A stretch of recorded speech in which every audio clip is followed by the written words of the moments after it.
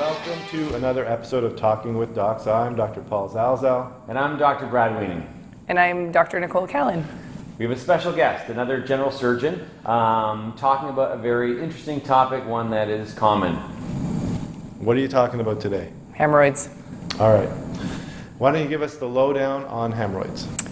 So the lowdown is that it's literally, potentially a pain in the butt. Okay. But not necessarily, actually. Hemorrhoids can be painless and they can bleed.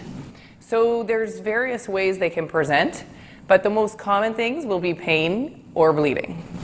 Nicole, do construction workers get them from sitting on cold cement blocks? I remember hearing No, that. but my mom told me that would happen, so I don't sit on cold. Okay, so that's not... But that's not true. So who gets them? Everybody. Okay. We could have them right now. Okay. So let's say I think I have a hemorrhoid. I come to your office. What kind of things are you going to ask me in the office, and then how's that encounter going to play out? So the most common scenario will be the bleeding, the painless. So there's two scenarios. One is you get a referral for painless bleeding. Most commonly that's going to be hemorrhoids. But we have to work people up to make sure it is hemorrhoids. So we'll do a rectal exam. We will sometimes do a little anoscopy, which is a small scope that goes in and looks at the bum. And most people will be recommended either, depending on their age, a colonoscopy or a flexible sigmoidoscopy to make sure that we're not missing anything else. Question. I saw in a movie once someone trying to look at their own hemorrhoid with a phone or a mirror. Is that possible? Sure. Oh, you could potentially see them on the outside. It's actually helpful too to show us what you've seen, because then pictures are great, right? So. Okay, something we can try at home. All right, so you've made the diagnosis, all right. You have hemorrhoids. Yep. You've gone to see your doctor, been referred to a surgeon. Yep. So some people, though, will present to emergency department with a big, hard, painful lump. And it's like extreme pain. They can't walk for 2-3 days. And those are managed a bit differently than the bleeding, painless ones. Okay, so you have two scenarios. You have like the emergency situation Yep. and the sort of elective going to see a doctor about it. Yeah. Okay, so how are these treated? So let's start with the elective patient. Okay. Most people I will see, when I see them, I rule out anything bad.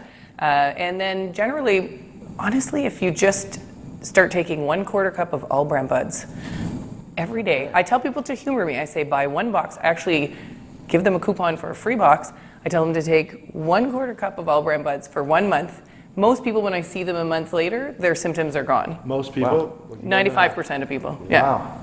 So for those who have refractory hemorrhoids, so hemorrhoids that don't respond to the fiber therapy, we call it fiber therapy. Then we offer potentially elastic bands to try and help alleviate the bleeding. This is for the painless, right? So elastic bands, what do you do with the elastic bands? So you do a little anoscopy, you see the hemorrhoid, and you put an elastic band on it.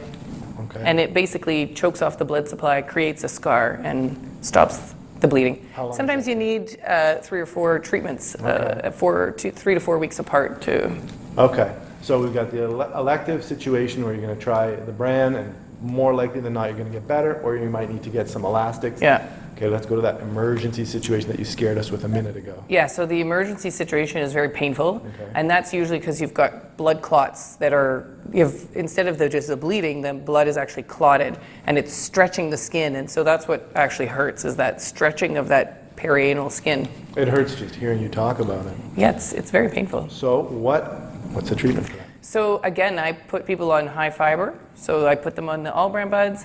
For the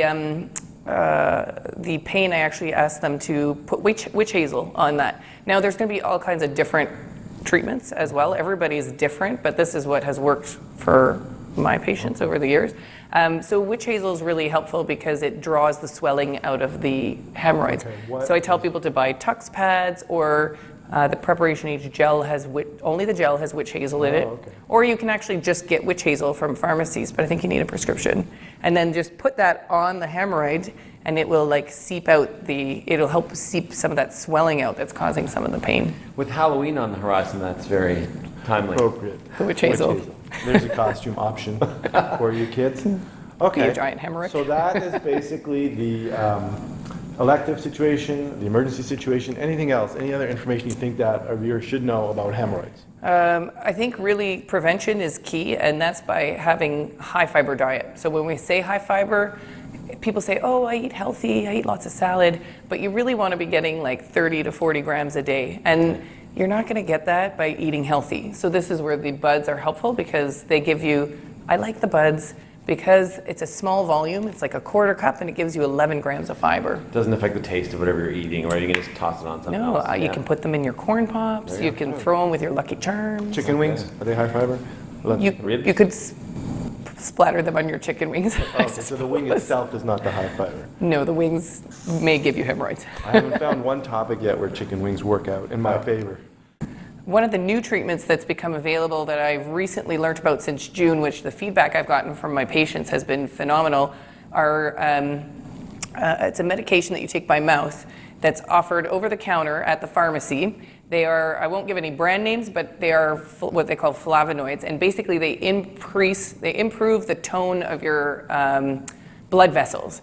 And so it helps somehow just improve symptoms from hemorrhoids. People have called with raving reviews on this stuff. It's behind the counter.